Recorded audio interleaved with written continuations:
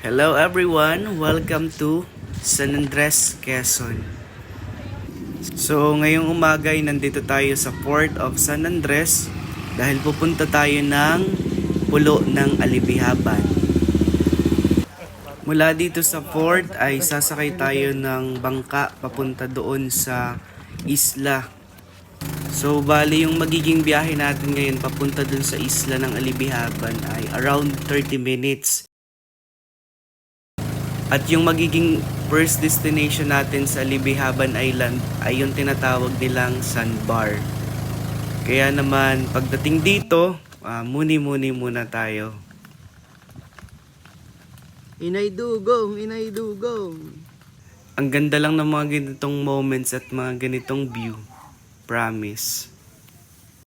At syempre sa mga ganitong ganap sa mundo, hindi mawawala ang pagpapakyut ng mga kapatid ni Dorinil. Kaya nagagalit ang Disney Mama. Ang mga Disney Princess ay nagapakyut. At syempre pagkatapos magdrama-drama, ang kapatid ni Dorinil ay get ready for the next destination here sa Pulo ng Alibihaban. At ito ay ang floating cottage activity. So kung makikita nyo ang ganda ng tubig, sobrang linaw, mas malinaw pa sa relasyon ninyo. So bali ang rate nitong cottage na to ay 300 pesos per hour. So bali ito ako. Nababano na naman ang kapatid ni Dorinil. Actually sobrang na-amaze lang ako sa ganda ng San Andres, Quezon. Shout out sa aming tour guide. Thank you for this mock tour. Sobrang saya. Thank you din kay MJ sa pag-assist sa amin mula sa port hanggang sa sandbar, hanggang dito sa floating cottage. Syempre sa uulitin.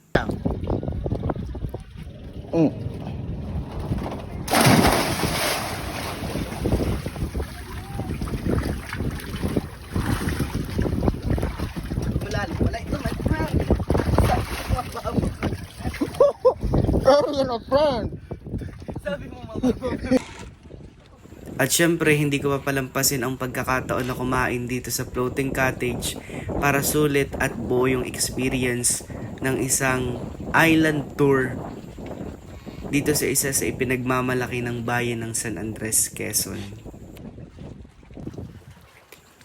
Hindi lang yung maganda at puting buhangin yung meron at may experience mo dito. Yung close encounter sa mga ganitong klase ng isda ay talagang may enjoy mo, at kung mahilig ka sa mga ganitong klase ng activity, tanggal yung stress mo. Dahil bukod sa isda, makakakita ka rin ng iba pang lamang dagat dito. Or habang nag-i-stay ka sa floating cottage. Ang yaman ng San Andres, may ipa-starfish mo sa ilalim, girl! Kaya kung i-rate ko yung weekend ko ngayon, 10/10 dahil sobrang refreshing at nakaka-relax talaga. Kaya handa na ako para sa susunod na Lunes dahil second quarter is waving. Hanggang sa susunod, thank you!